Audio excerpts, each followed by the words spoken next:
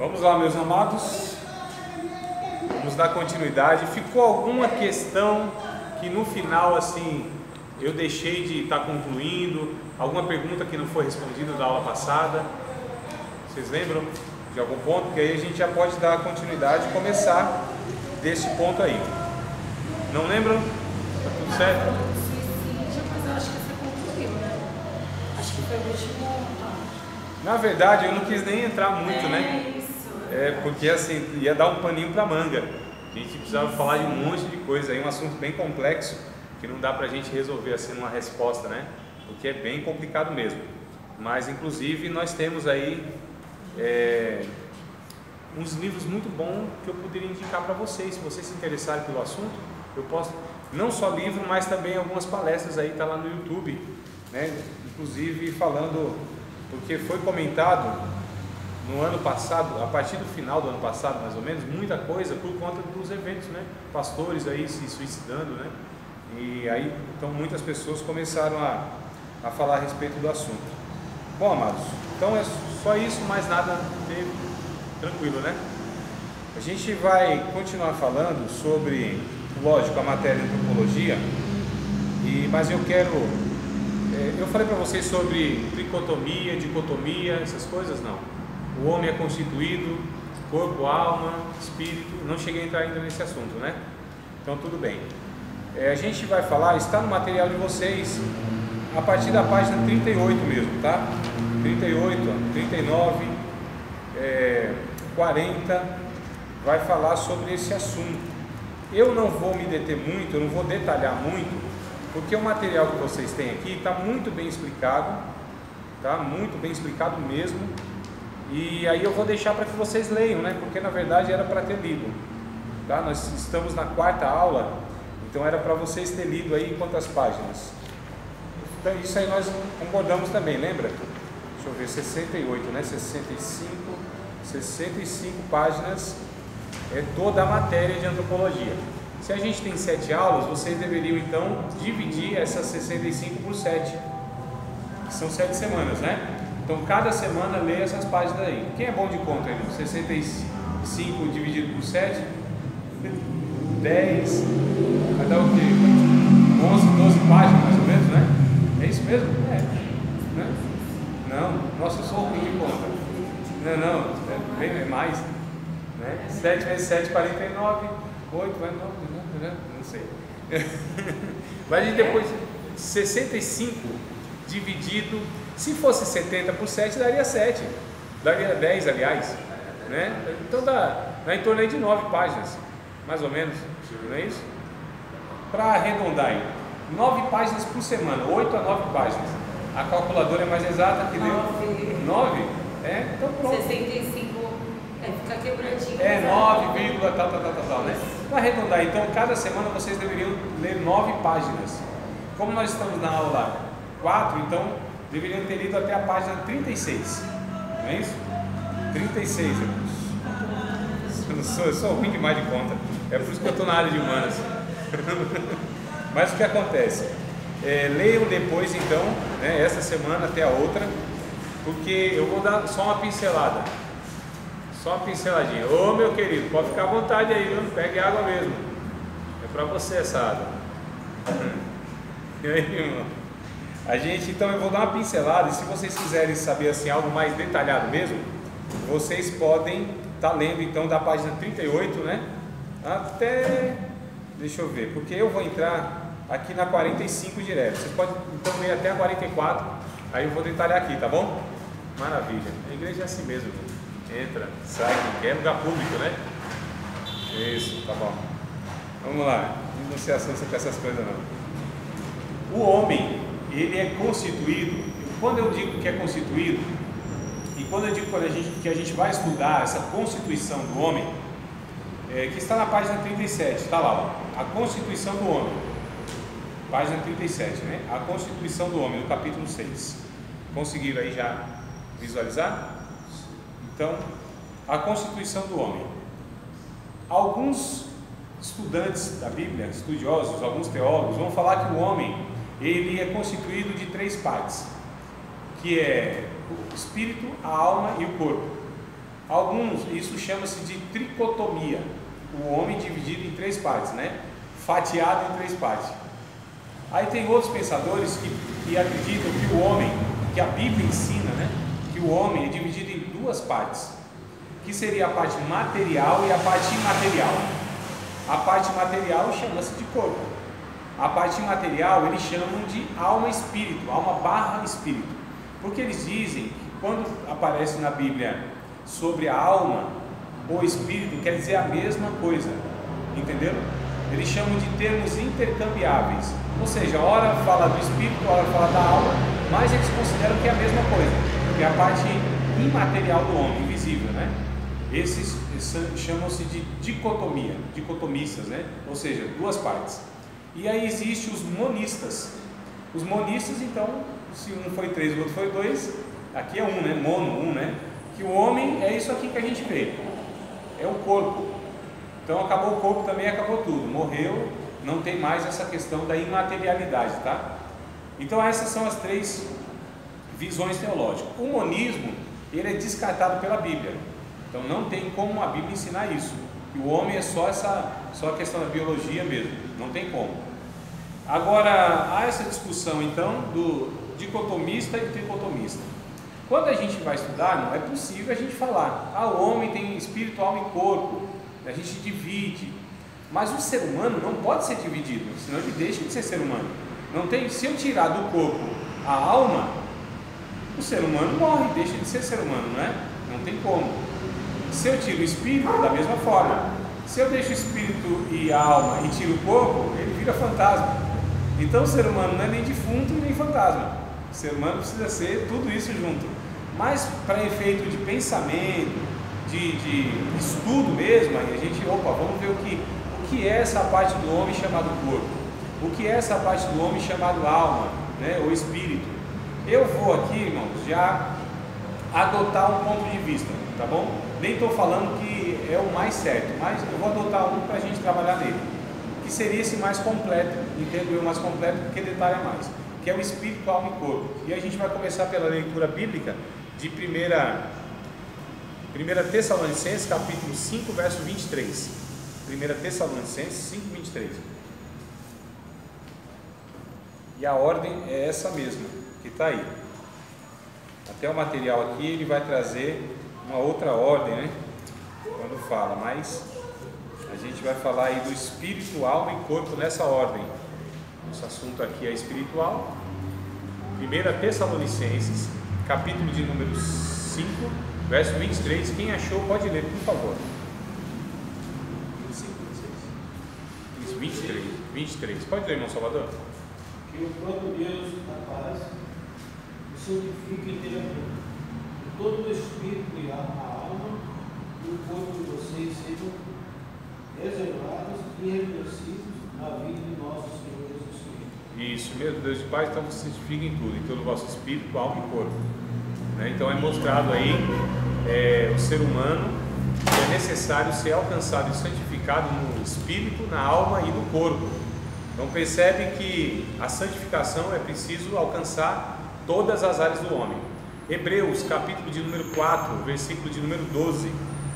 Hebreus 4, versículo 12. Também vai trazer esse entendimento sobre a constituição do homem. Hebreus 4 e 12. Achando leio, irmãos, por favor. Hebreus 4 e 12. Pode ler, meu irmão, por favor. Porque a palavra de Deus é viva e eficaz, mais penetrante do que espada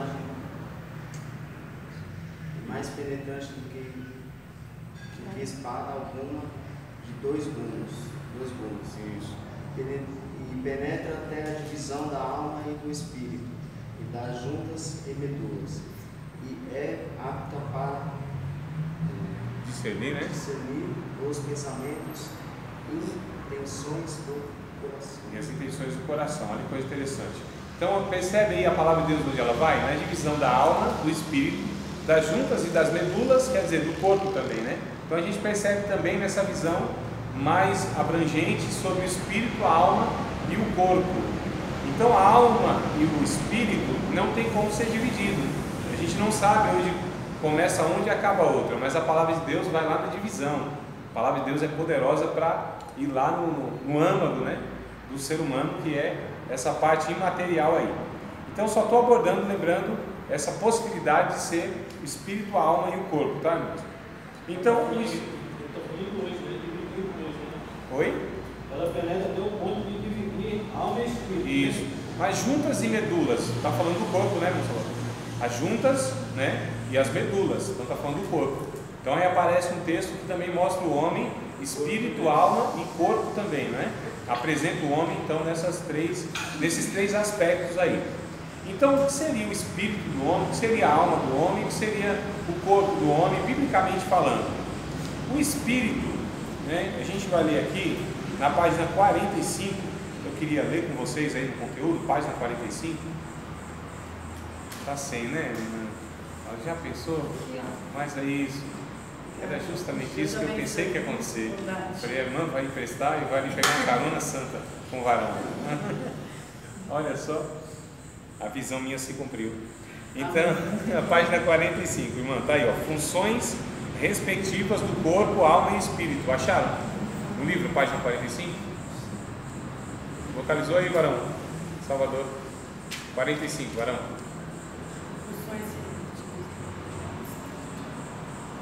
Achou, servo de Deus? Não? Queria que você acompanhasse também. Vamos lá. Página 45. Funções respectivas do corpo, alma e espírito. É através do corpo físico que o homem entra em contato com o mundo material. Portanto, podemos classificar o corpo como aquela parte que nos dá consciência do mundo. Olha só, o corpo, né, nos dá consciência do mundo. A alma inclui o intelecto, que nos ajuda no presente estado de existência, e as emoções que procedem dos sentidos, visto que a alma pertence ao próprio ego do homem e revela sua personalidade.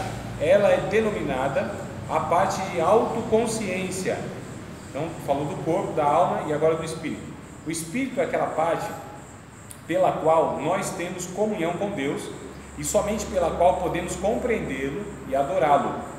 Por indicar nosso relacionamento com Deus, o espírito é denominado o elemento da consciência de Deus. Deus habita no espírito, o eu habita na alma, enquanto que os sentidos habitam no corpo. Para detalhar um pouquinho mais, irmãos. Então, assim, o espírito nosso, eu estou falando aqui já do regenerado, tá bom? Porque a gente não pode falar que Deus está habitando no espírito daquele que não nasceu de novo, né? O novo nascimento, que é essa experiência que nós temos, chamada de salvação, onde o nosso espírito estava morto, no sentido que não tinha sensibilidade, não tinha comunhão com Deus, não tinha contato com Deus, não entendia nada a respeito de Deus, tá certo? Eu não estou falando de religião. Então, a religião, qualquer ser humano pode ter a sua compreensão, a sua religião. Eu estou falando aqui de evangelho, tá? Eu estou falando aqui de reconciliação com Deus.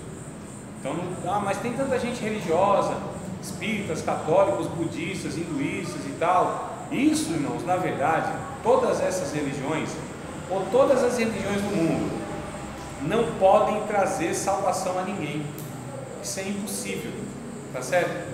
Pode melhorar a pessoa como cidadão, moralmente falando, pode também melhorar essa pessoa, né? Pode transformar essa pessoa numa pessoa honesta, numa pessoa que busca a justiça, numa pessoa que tenta fazer caridade ou faz caridade, ajuda as outras pessoas. A religião pode fazer tudo isso, ou seja, externamente consegue fazer uma reforma, né? Informa a pessoa de coisas éticas, só que só a palavra de Deus transforma. Então a gente está falando de natureza, de algo muito mais profundo, vai lá e dá vida ao homem. Então só o Evangelho faz isso. Todas as religiões reformam, né, que é uma coisa externa, muda comportamento, mas não muda, no caso, a natureza. Então até mesmo, sim, mano. É assim, a gente tem corpo, alma e espírito. Quando aceitamos Jesus, a gente mata bem dizer a alma e faz, né? Tipo assim, né? Vai fazer o que o espírito manda, que é o nosso corpo. Mais ou menos, a gente vai ter que entender o que é a alma, né? E uma alma não morre. A gente tem que matar a carne, né? Ah, sim, a velha matar a natureza. carne e fazer o desejo do espírito.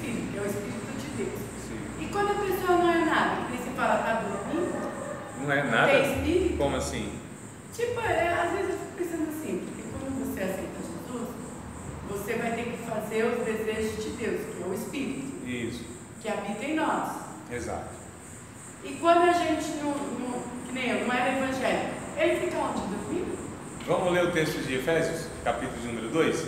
Bora lá, vamos pegar as respostas bíblicas, né? É isso que eu estou pensando. Vamos pegar as respostas bíblicas. Aleluia, varão! Bora lá. Efésios, capítulo de número 2. Benção pura, mano. Ô louco. Hoje veio a merenda para a escola toda. Efésios, capítulo de número 2. Vamos tentar pegar aqui os textos bíblicos para que a gente possa ter a clareza, tá bom? Para que não fique apenas uma abordagem minha conceitual, mas que a gente pegue aí. Então, Efésios, capítulo de número 2. Chega assim, varão, tomando uma dose de Bíblia boa ali. Efésios, capítulo de número 2. Nós estamos falando então qual é a condição do espírito humano, né? Sem ser alcançado por Deus, sem ser alcançado pela regeneração. Então diz assim o texto bíblico, bora lá, Efésios capítulo 2: e vos vivificou, estando vós, olha que coisa interessante, mortos em ofensas e pecados, em que noutro tempo andaste segundo o curso deste mundo, segundo o príncipe das potestades do ar, do espírito que agora opera nos filhos da desobediência, entre os quais todos nós também antes andávamos, nos desejos da nossa carne. Entenda a carne como velha natureza, irmãos, tá bom? Não está falando a corpo aqui, matéria, biologia, nada disso. Carne aqui no sentido de velho homem, velha natureza. Então, fazendo a vontade da carne e dos pensamentos, e éramos por natureza filhos da ira, como os outros também. Mas Deus, que é riquíssimo em misericórdia, pelo seu muito amor com que nos amou, estando nós ainda mortos em nossas ofensas, nos vivificou juntamente com Cristo, pela graça sois salvos, e nos ressuscitou juntamente com Ele, e nos fez assentar nos lugares celestiais em Cristo Jesus. Ora, o que o texto está falando até aqui? Está falando que nós que antes de aceitar Jesus, nós tínhamos a nossa espiritualidade, ou melhor dizendo, o nosso espírito morto, tá certo? Ou seja, eu não tinha, irmãos, vida espiritual. Ninguém tem vida espiritual a não ser pelo Evangelho. Ninguém. Não existe vida espiritual. Se nós estamos falando que a vida espiritual se dá pelo Espírito, e se todos estavam mortos espiritualmente, então o Espírito estava morto.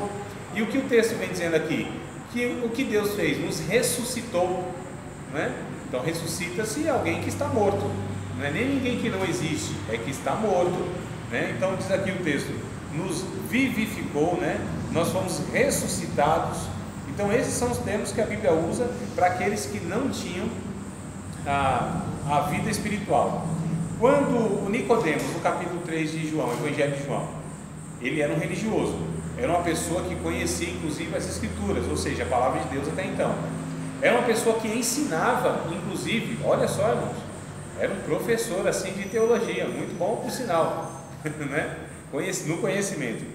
E foi até Jesus, e aí Jesus disse assim: olha, é necessário você nascer de novo, tem que nascer da água e do Espírito, porque quem não nascer de novo não pode ver o reino dos céus, não pode entrar no reino dos céus. Percebe? Então quem era Nicodemos? Um religioso que conhecia muitas coisas a respeito de Deus, mas não conhecia Deus pela experiência do novo nascimento, ou seja, não podia pertencer ao reino de Deus e não era salvo, porque não era vivo espiritualmente falando. Tranquilo, irmã? Claro. Só mais uma perguntinha. Claro. O corpo. Aí fala, né? O corpo vai para a terra, o espírito volta a Deus. E a alma? Então, vamos primeiro entender uma coisa de cada vez. A gente está falando do espírito. Primeiro vamos entender o espírito. Tem que ficar claro. Calma que a gente vai... À medida que a gente for compreendendo cada um desses aspectos, as coisas vão se clareando, né? Então, o espírito. Está claro, irmãos, que o espírito, ele é a parte no ser humano que se comunica com Deus, que entende as coisas de Deus. Tá certo? Porque as coisas de Deus são discernidas espiritualmente. Vamos ler outro texto em 1 Coríntios, Eu quero focar aqui no Espírito, tá? Vamos tentar entender todos os aspectos, né, do Espírito. 1 Coríntios, varão, capítulo de número 2. Está engatilhado aí já? Capítulo de número 2 de 1 Coríntios. Vamos ver o que a Bíblia fala do Espírito, depois a gente vai ver o que fala da alma e vai ver o que fala do corpo também. Capítulo de número 2. Capítulo de número 2. Versículo de número 9, né? 9. 1 Coríntios 2 e 9. Diz assim o texto, ó: mas como está escrito, as coisas que o olho não viu, e o ouvido não ouviu, e não subiram ao coração do homem, são as que Deus preparou para os que o amam. Quem já viu algumas pessoas usar esse texto, só essa faixinha assim, para falar o que, nego? Só esse textozinho assim, só pega ele e fala, ó, aquilo que tem coisas que Deus ainda não revelou, não mostrou. Aí pega esse texto, né? Olha, as coisas que o olho não viu, o ouvido não ouviu e não subiu ao coração do homem são as que Deus preparou para os que o amam, né? Ó, então tem coisa que Deus ainda não falou para a gente, tem coisa que Deus não revelou para a gente, tem coisa que... Mas o texto vai dizer no verso 10, irmão, está explicando aqui. Mas Deus nos revelou pelo seu Espírito.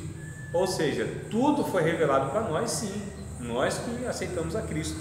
Então o verso 10 vai falar: mas Deus nos revelou pelo seu Espírito, porque o Espírito de Deus aqui no caso, penetra todas as coisas, ainda as profundezas de Deus. Porque qual dos homens sabe as coisas do homem, senão o Espírito do homem que nele está? Ou seja, quem que me conhece, irmãos? Quem que me conhece? Não sou eu, não é isso? Então o Espírito do homem conhece o homem. Agora a Bíblia vai dizer, assim também, ou seja, como o Espírito do homem conhece o homem, assim também ninguém sabe as coisas de Deus, senão o Espírito de Deus. Mas nós não recebemos o Espírito do mundo, mas o Espírito que provém de Deus, para que pudéssemos conhecer o que nos é dado gratuitamente por Deus. Ou seja, antes nós tínhamos o Espírito do mundo. Agora não entenda esse Espírito do mundo como algum serzinho, né, que habitava em nós. Quando diz Espírito do mundo, está falando do sentido, da compreensão, tá certo? Da disposição. Isso que diz aqui Espírito do mundo. Ou seja, essa mentalidade. A Bíblia diz que Satanás é o Deus desse século, não é? Não é isso? Deus deste mundo. Então esse sistema que governa o mundo, ele é governado, esse sistema melhor que rege o mundo, é governado por Satanás, tá certo? Essas estruturas corrompidas de poder, por exemplo, elas são governadas por Satanás. Então esse espírito que opera nos filhos da desobediência, que nós lemos em Efésios, não sei se vocês prestaram atenção na leitura lá, Efésios 2, né? O espírito que habita, ou que opera nos filhos da desobediência, que nós fazíamos parte. Agora, que espírito é esse? É um espírito, ou seja, uma disposição, uma compreensão que é influenciada por Satanás, mesmo através da religião, irmãos. É Satanás que vai influenciando a compreensão das pessoas. É por isso que quando nós aceitamos Jesus, nós somos salvos na alma. A gente já vai entendendo, opa, então a alma é compreensão, a alma é o entendimento, a alma é o racional, a alma é o psique, o psicológico? Sim. Então a alma é isso. Então percebe que tem uma diferença? Nós estamos falando da parte em nós que se comunica com Deus, que é essa que foi ressuscitada por Deus, que é essa que nós adoramos a Deus. Onde, irmãos? Em duas partes ou em três partes do nosso corpo? Ou em todas as partes do nosso corpo? Duas ou três, será? Em todas. A adoração a Deus verdadeira se dá no espírito, por meio da alma, no corpo, não é? Então não tem como, por exemplo, eu acho interessante que os irmãos falam assim, oh, irmão, eu não vou estar com vocês aí, mas eu vou estar em espírito. Eu não quero não, Deus me livre. Né? Os irmãos que não vieram hoje falar assim para mim, não, eu estava lá em espírito. Não, aí era outro espírito que estava, não tem como. Eu não vou estar com os irmãos assim, adorando a Deus em tal lugar, mas eu vou estar em espírito de adoração. Não existe isso. Ou eu adoro a Deus com todo o meu entendimento, com todas as minhas forças, minha alma, né, vai dizer, com todo o meu espírito, com todo o meu coração. Não foi isso que Jesus disse? que nós temos que adorar a Deus com todo o nosso entendimento, alma, força, compreensão, tudo, então é tudo. Quando eu adoro a Deus, não é só no espírito, no sentido onde eu sinto a presença de Deus, onde o Espírito de Deus se relaciona e comunica comigo, não é só aí. Eu preciso também ter fruto no meu entendimento, ou seja, na minha alma, e uso o meu corpo como instrumento de tudo isso. Vocês percebem que é todo homem que adora a Deus, no seu espírito, na sua alma e no seu corpo, com entendimento, com os sentimentos, né? Com essa parte vivificada por Deus, Espírito, e usando o corpo também. Então o corpo também adora a Deus. Vocês já viram em reportagem os judeus ali em frente àquele muro chamado Muro da Lamentação? Já viram o judeu orando? Ele não ora balançando o corpo. Você não vai ver dificilmente um judeu orando parado, ajoelhado, por exemplo, né? Ele fica sempre orando, fazendo as orações, balançando o corpo. Ele entende que na oração todo o seu ser, seu espírito, sua alma, seu corpo, seu entendimento, suas emoções, na hora da oração precisa estar tudo isso tributando a Deus, né? Adorando a Deus, sendo oferecido a Deus, todo o seu ser. É uma compreensão que parece que os evangélicos não têm assim adequadamente. Acha-se que pode fazer alguma coisa com o corpo e a alma pode adorar a Deus, ou o espírito, né? Não tem como. Tanto é que algumas pessoas têm a compreensão errada, dizendo assim: não, Deus ele só quer o coração. Já ouviram alguém falar assim, né? O que eu faço com o meu corpo não importa muito. Como assim?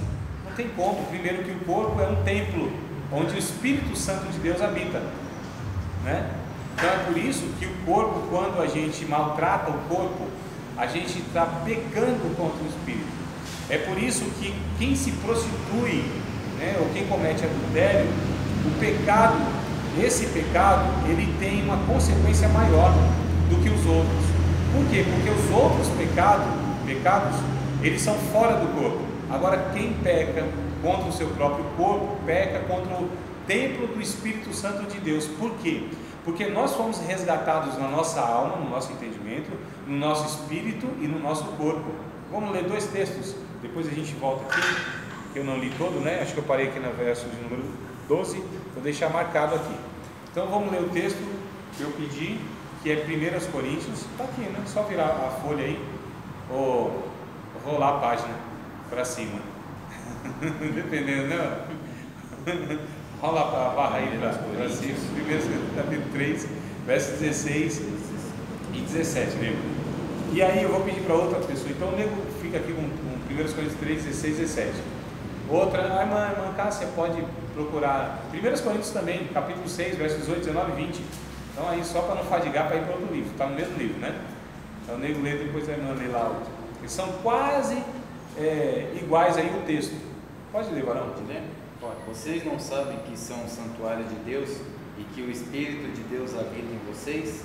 Se alguém destruir o santuário de Deus, Deus o destruirá, pois o santuário de Deus, que são vocês, é sagrado. Isso, olha só. Pode completar com a leitura. 18, né? 18, 19 e 20. Fugir da prostituição. Todo pecado que o homem comete é fora do corpo, mas o que se prostituir peca contra o seu próprio corpo. Ou não sabeis que o nosso corpo é o templo do Espírito Santo, que habita em vós, proveniente de Deus, e que não sois de vós mesmos, porque fostes comprado por bom preço. Glorificai, pois, Deus no vosso corpo, no vosso espírito, os quais pertencem a Deus. Isso, foram comprados por Deus, dependendo da versão, né? Perceberam então, amados? Todos nós fomos comprados por Deus, nosso espírito, nosso corpo. E o nosso corpo agora é templo do Espírito Santo. Então a gente percebe que o Evangelho vem para alcançar o ser humano na sua integralidade. Só que a gente está focando no espírito. Então o espírito é justamente a parte do homem que se comunica com Deus. Só existe adoração se for em espírito e em verdade, que foi o que Jesus disse para a mulher samaritana, né? João 4, 23, 24, se não me falha a memória, né? A hora vem, agora é, que os verdadeiros adoradores adorarão o Pai em espírito e em verdade, porque o Pai é espírito e procura os que a tais assim o adorem. Olha que coisa interessante. Então a adoração se dá no espírito e em verdade. Vamos continuar aqui na 1 Coríntios capítulo 2, no versículo de número 12, né, que eu parei. 1 Coríntios 2 e 12. Mas nós não recebemos o espírito do mundo, mas o espírito que provém de Deus, para que pudéssemos conhecer o que nos é dado gratuitamente por Deus, as quais também falamos não com palavras de sabedoria humana, mas com as que o Espírito Santo ensina, comparando as coisas espirituais com as espirituais. Ora, o homem natural, e a gente vai ver no capítulo 8, eu acho, capítulo 8 deve ser, né? Sobre as três possibilidades de ser humano, ou seja, o homem natural, o espiritual e o carnal, e a gente depois vai retomar aqui. Mas quem é o homem natural? O homem natural é aquele que não tem o Espírito Santo de Deus, consequentemente não tem a sua vida espiritual. O homem natural é aquele que é regido por quem, irmão? Pela sua natureza, pelo seu psique, por aquilo que ele entende da vida, né? Então o homem natural não compreende as coisas do Espírito de Deus, porque lhes parecem loucura, e não pode entendê-las, porque elas se discernem espiritualmente. Então essas pessoas precisam nascer de novo para compreender as coisas de Deus, tá certo? A letra pode entender, né? Pode-se estudar até teologia, tem professores aí de teologia que não são regenerados, que não são salvos, aliás, que não são nem crentes. Tem muitos professores aí, né? Então a teologia é uma ciência, é um livro, pode ser estudado historicamente, arqueologicamente e etc e tal. Então tem muitos professores aí que não são cristãos. No meio evangélico é possível que tenha muitos professores, alguns professores, muitos não, né? Acho que é pesado muito, né? Alguns professores que ensinam a Bíblia, mas nunca tiveram a experiência do novo nascimento, porque é possível aprender a letra, né? Agora, porque o ensino mesmo, a evangelização, inclusive o que a gente fala, não é você comunicar uma mensagem, é você partilhar uma vida. Aí que tem toda a diferença, né? Então quando a gente evangeliza, nós já tivemos, né, nego? Né? Lembra, mano? Então eu tentei enfatizar que não é uma mensagem, não é um monte de versículozinho decorado que você vai lá e vai falando, olha, Jesus disse, quem tem sede vem a mim, beba, né? Aprende de mim que sou manso de coração, troque o jugo, e aqueles versículozinhos que ensinam pra gente na evangelização. Não, a evangelização é compartilhar a vida, irmãos. É partilhar a vida, é diferente, né? É caminhar junto com a pessoa, mostrando quem é Jesus pela sua própria vida. Então a gente faz isso. As pessoas falam, eu não conheço Jesus, queria conhecer Jesus. Você quer conhecer Jesus? Mas não é fácil, anda comigo, vive comigo, me observa aqui no trabalho, né? Vem lá, vê em casa como que eu trato minha esposa, meus filhos. Mas não estou falando nada combinado assim, é observação na vida, né? Que é combinado, a gente vai lá e dá um jeitinho, né? E aí fala para os meninos se comportar, a esposa tal, aquele negócio todo, né, mano? Aí é igual chega a igreja, né? Chega na porta da igreja assim, todo mundo se converte, né? No caminho foi uma tribulação no carro, né? Um brigando com o outro, chamando o filho de demônio, de cão, sua praga, não sei o que, aquele desrespeito. Aí entra na porta da igreja, todo mundo se converteu, né? A porta da igreja assim tem um poder extraordinário de conversão. Aí põe a capa. Hã? Põe a capa. Põe, é mais ou menos assim, né? Se transveste. Então vamos lá, irmãos. Verso 15. Mas o que é espiritual discerne bem tudo, e ele de ninguém é discernido, porque quem conheceu a mente do Senhor para que possa instruí-lo? Mas nós temos a mente de Cristo. Então o Espírito é a parte do homem que é regenerada, que é ressuscitada, tá certo? O Espírito Santo vai lá e ressuscita. A gente chama isso de regeneração.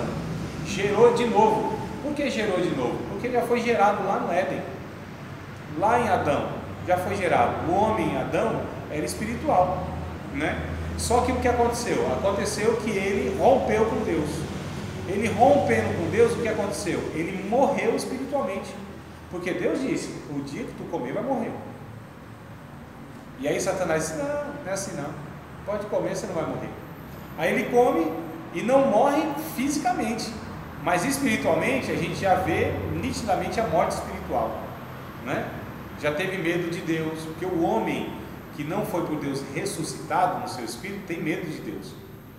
Ele vê Deus assim como a eternidade assusta. A morte para ele é uma agonia enorme. E já o cristão não, né? Está resolvido com Deus, não há mais aquele peso de juízo sobre ele, porque ele já foi reconciliado com Deus. O Espírito de Deus testifica no espírito do homem regenerado que ele é filho de Deus, então ele não tem medo de Deus, já não pesa mais a espada do juízo, a eternidade para ele já está resolvida, não tem problema, e a morte também não assusta. Então o crente não tem medo de morrer, né?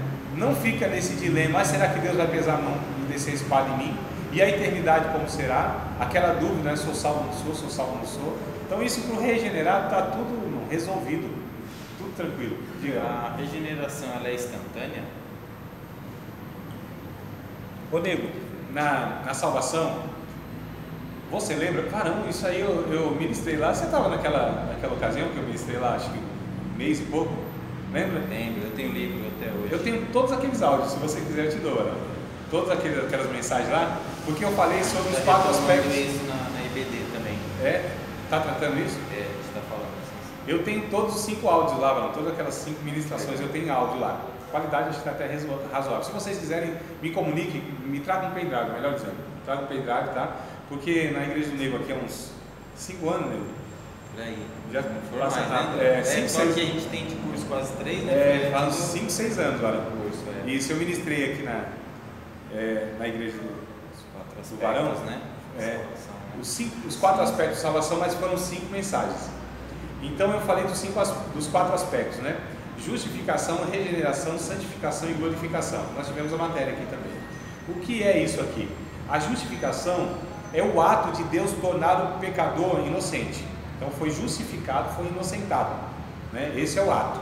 E a regeneração, então, é a nova vida que é gerada nesse justificado. A pergunta assim, o que acontece primeiro? A justificação ou a regeneração? Ou seja, Deus primeiro justifica o pecador para depois regenerá-lo, ou regenera o pecador e justifica-o? Então a minha resposta é o seguinte: essas duas coisas acontecem simultaneamente, ou seja, ao mesmo tempo, tá certo? Não é um ato cronológico, não é um ato assim, Deus primeiro justifica e regenera. Não, isso é um ato só de Deus. Ao mesmo tempo que Deus regenera uma pessoa, Ele está justificando essa pessoa. Ao mesmo tempo que Deus está justificando, está regenerando essa pessoa. Porque Deus não pode justificar um morto, né? E nem vivificar um que não foi justificado. Tranquilo, irmão? Razoável, né, Marão? Meu pensamento? Então, acontece simultaneamente. É algo que é de uma vez só. E é instantâneo. Os dois é um ato só e é instantâneo, é radical. Ou seja, a pessoa nasceu de novo e foi justificada. Ela aceitou a Cristo como Senhor da sua vida. Ela foi automaticamente. Se ela morrer ali naquele momento, ela vai ser salva, porque ela foi alcançada pela justificação e pela regeneração. Ela é salva.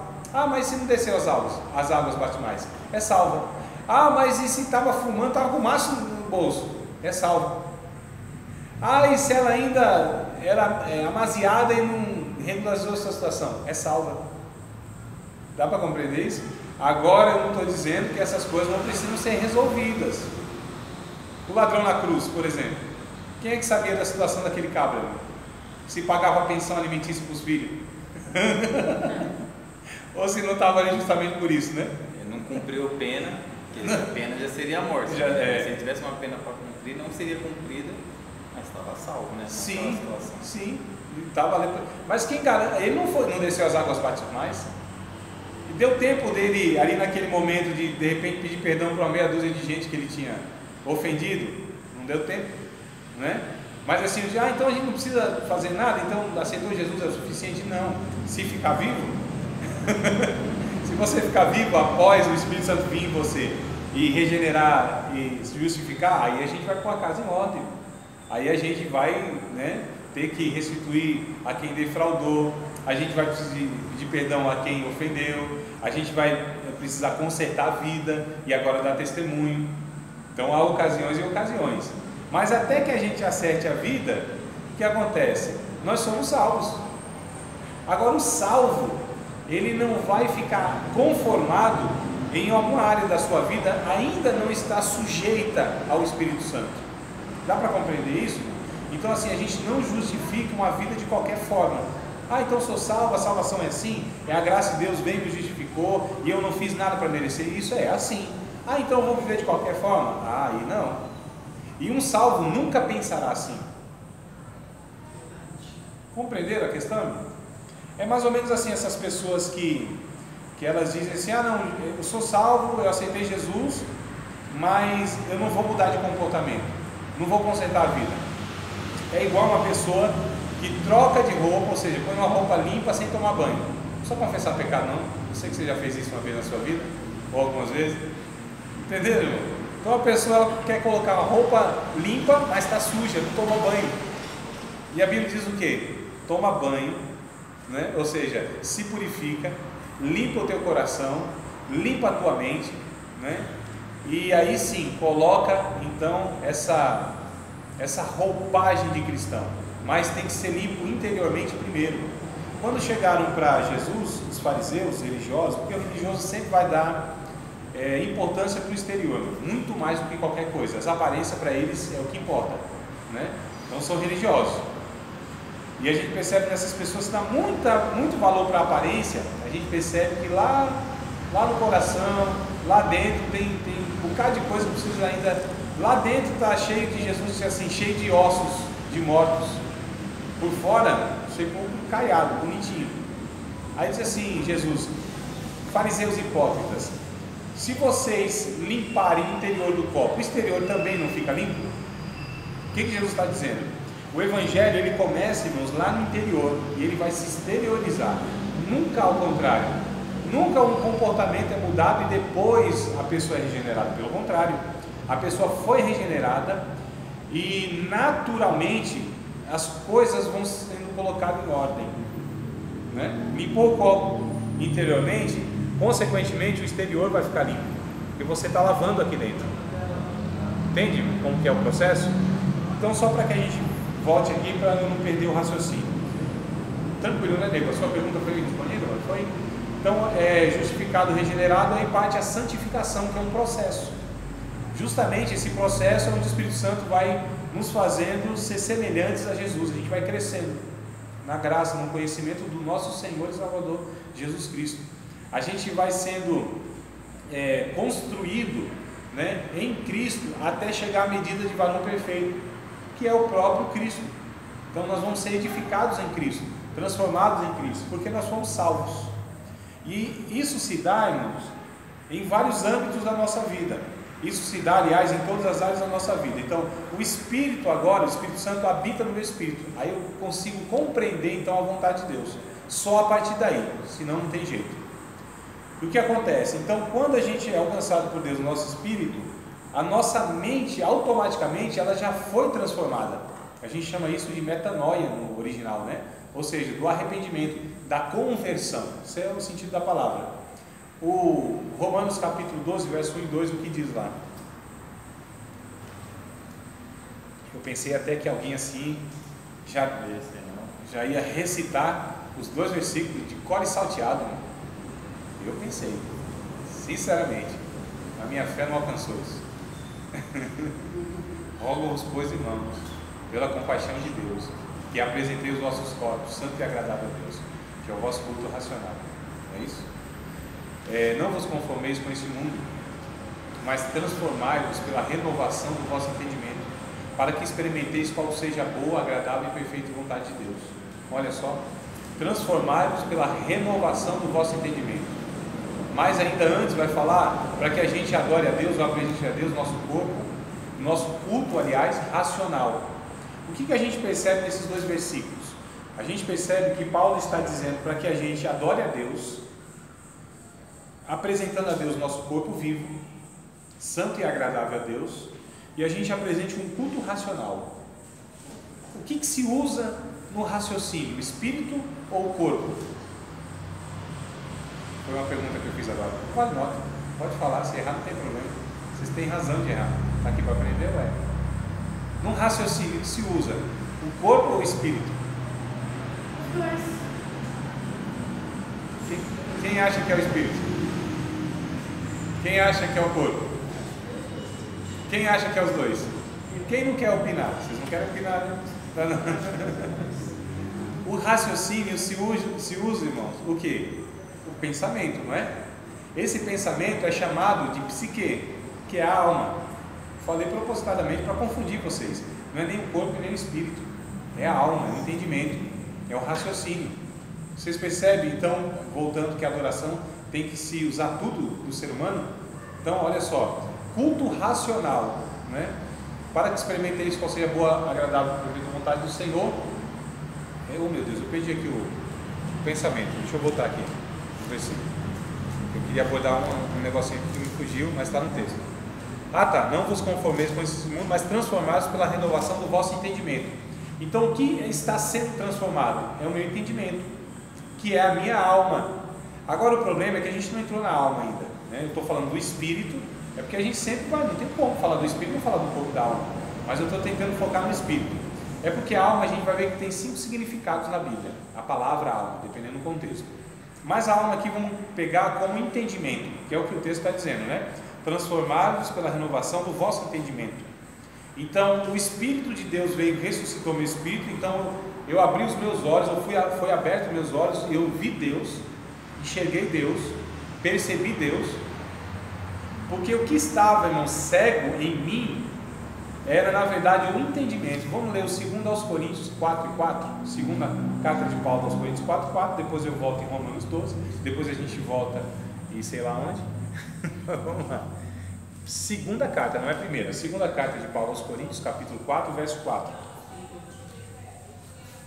E o Deus desse século cegou o entendimento dos incrédulos, para que não lhes resplandeça o evangelho, né, de Cristo, que é a glória de Deus. Então o Deus desse século cegou o entendimento dos incrédulos. Então o entendimento cego, irmãos. A cegueira espiritual não é a questão de ver, de visões, é a questão de entendimento, tá? Os olhos na Bíblia geralmente tem aí a representação de entendimento, de sabedoria, tá? O Sócrates e Platão eram considerados os 2 olhos da Grécia, ou seja, eles eram, né, os 2 pensadores da Grécia, né? Aqueles que entendiam das coisas. Então os olhos aqui do entendimento cego, ou seja, a compreensão era cega. E aí o Deus esse cego cegou esse entendimento. E a Bíblia diz aqui no verso 2 do capítulo 12 de Romanos, para que a gente não se conforme ou não nos molde, né, com este mundo, mas que possamos ser transformados pela renovação do entendimento. Ou seja, irmãos, agora o meu entendimento foi transformado, foi mudado. Ele agora pensa com outras categorias. O que nós lemos em 1 Coríntios 2,16? Foi o final da nossa leitura. Nós temos a mente de Cristo. Então, como nós pensamos agora é como Cristo pensa. Como Cristo pensa? Ele pensa fazer a vontade do Pai. Ele sabe claramente a vontade do Pai. Então, se nós temos a mente de Cristo, e a mente de Cristo é saber toda a vontade do Pai, então nós temos a condição de saber toda a vontade do Pai. E se nós temos a mente de Cristo, ou seja, a nossa vida, então, ela é regida por esse entendimento. Estou falando de ideais, né? Estou falando do ideal, nem sempre eu sei que é assim, né? Porque, irmãos, onde reside a salvação? É aqui, ó. Quando a gente peca, onde a gente é vencido? Aqui. Quando a gente faz a vontade de Deus, onde é o triunfo? É aqui. Na armadura que Paulo, em Efésios capítulo 6, ele descreve, né? A armadura. Onde está a salvação? No escudo? Na espada? Nos pés? Na couraça? Onde está? Capacete, né, meu Salvador? Então, capacete da salvação. Isso aqui não precisa ser protegido. É a partir daqui que nós vivemos. É nesse entendimento transformado. É por isso que muitos cristãos, eles ouvem um bocado de coisa, só desce ao coração. Estou falando de emoções. Só que nunca sobe para o entendimento para transformar. Porque se uma pessoa não é transformada no entendimento, a sua vida vai ser a mesma coisa. E não é o que a gente vê. Não é, irmão? Tantas mensagens, tantos cultos de cunho emocional, onde as pessoas choram, onde as pessoas sentem a presença de Deus, onde as pessoas sentem arrepio, onde as pessoas de fato se quebrantam, mas esse quebrantamento nunca sobe no entendimento para transformar e daí então ter uma vida diferente. Não é mais ou menos isso que a gente percebe que acontece? E o que a Bíblia diz? Que o culto tem que ser racional, tem que atingir o entendimento, transformar esse entendimento para que a vida seja transformada. Se não, irmão, é culto após culto, ano após ano. Tem uns crentes aí que tem 200 anos que está na igreja, né? Não participou do dilúvio, não vou ser tão radical, mas pisou na lama, tão antigo que são. Mas a sua vida é uma vida de mesmice, é uma vida velha, não é de novidade de vida. Que o texto de Romanos também, no capítulo 6, verso 4, Paulo vai dizer que nós temos que andar em novidade de vida. E para andar em novidade de vida é preciso ser transformado, né, todos os dias, a Bíblia diz aqui, transformado em entendimento, para que a gente experimente essa boa, agradável e perfeita vontade de Deus. Então é no entendimento, não tem jeito, tá certo? A pessoa precisa entender, compreender. Vocês sabiam que tem gente que às vezes até faz a vontade de Deus, mas se você perguntar para ela por que ela está fazendo aquilo, ela não tem ideia, não sabe assim. Faz. Por que ela faz? Porque ela foi adestrada. Foi adestrada. Então, ó, você tem que fazer assim. Ela vai e aprendeu e faz assim. Agora ela não entende o porquê que ela faz aquilo, ela faz. Se pedir explicação, ela não tem ideia. E ela mesma às vezes não sabe por que faz, mas ela obedece. Agora, uma obediência sem um entendimento, irmãos, é muito perigoso, não é? Porque a pessoa ela não vai compreender a natureza de Deus, a vontade de Deus. Ela só obedece, é um religioso assim obediente. Faz, adestrou, ensinou, né? É igual o cãozinho, ó, deita, né? Rola, finge de morto, e tudo aquilo lá, né? Vai buscar o graveto.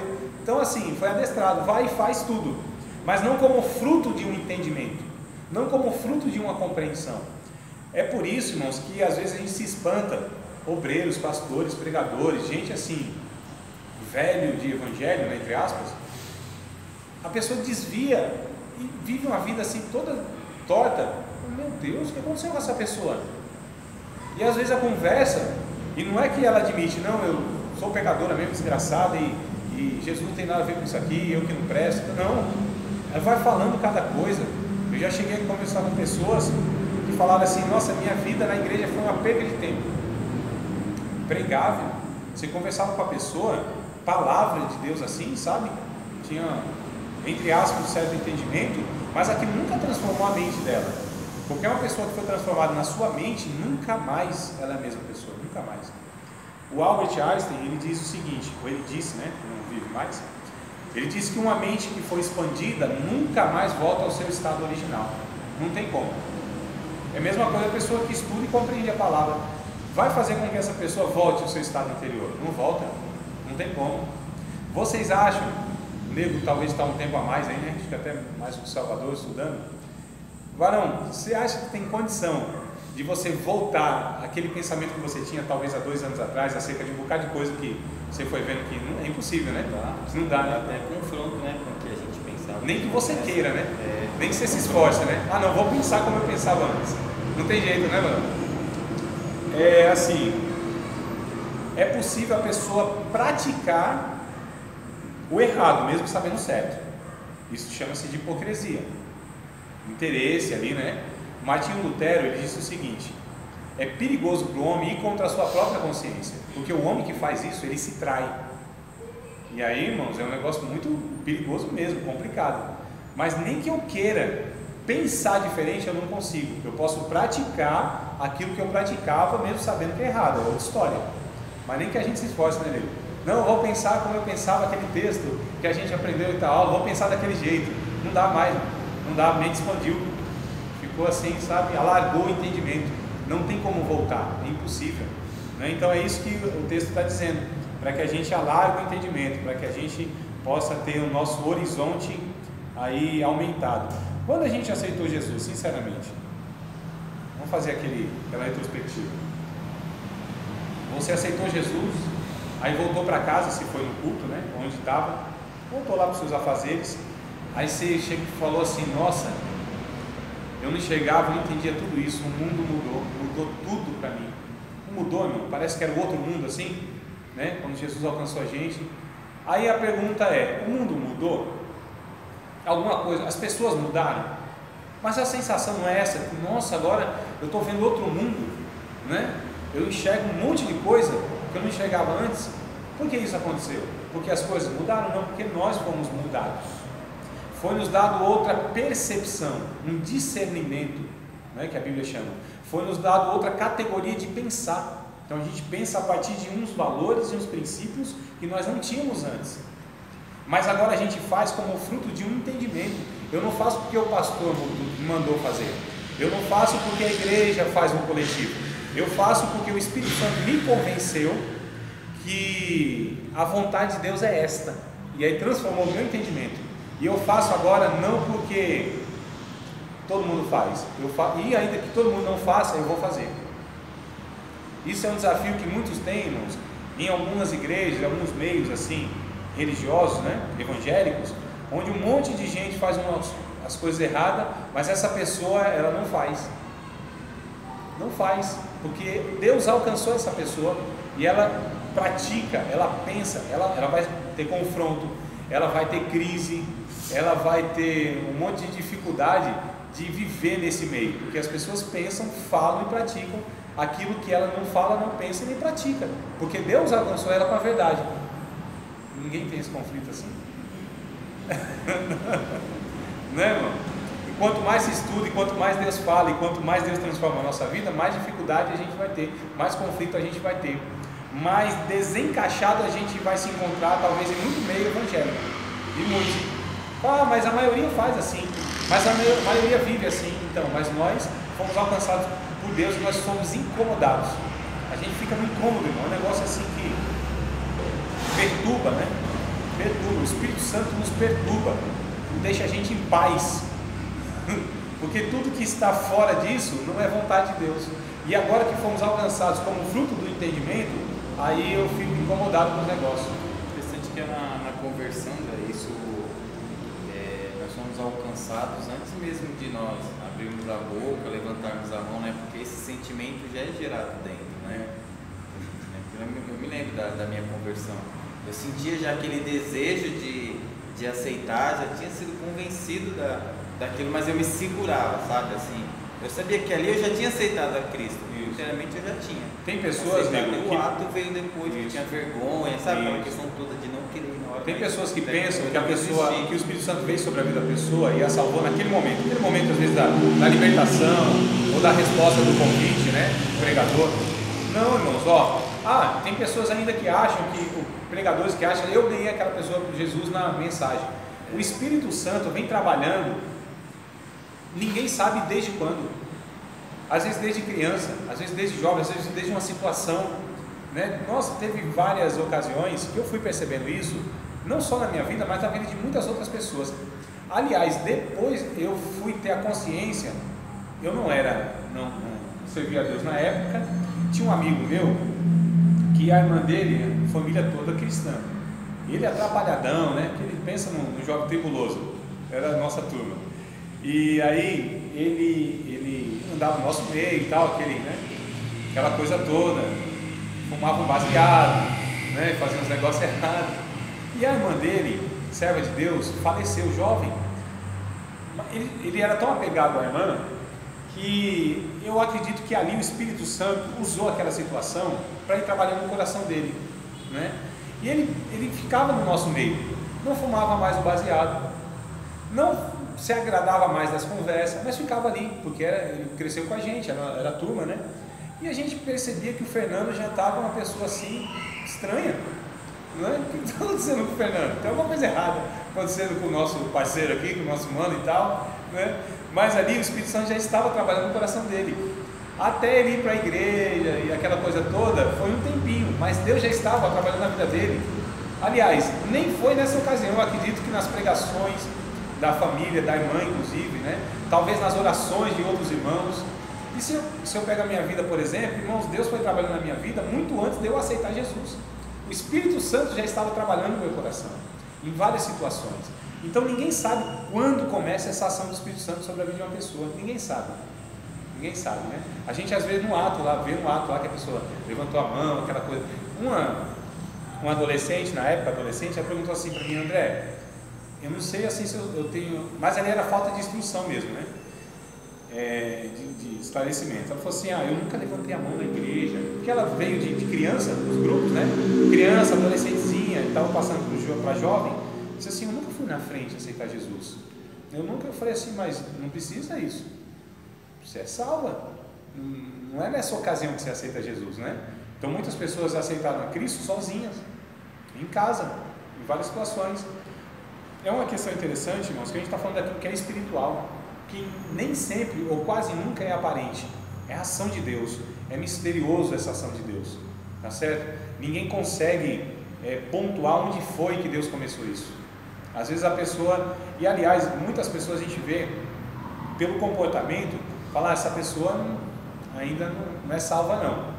Mas é que existe esse processo de santificação, que na vida de todo mundo não é igual. Na minha vida foi uma libertação instantânea. Deixei disso, daquilo, e comecei a ter uma sede por Deus assim, enorme. Mas nem todo mundo é assim, né? Eu conheci muitas pessoas que, nossa, uma luta para deixar de fumar, uma luta para deixar de mentir, uma luta para deixar disso, daquilo, né? Mas eram pessoas que foram alcançadas por Deus.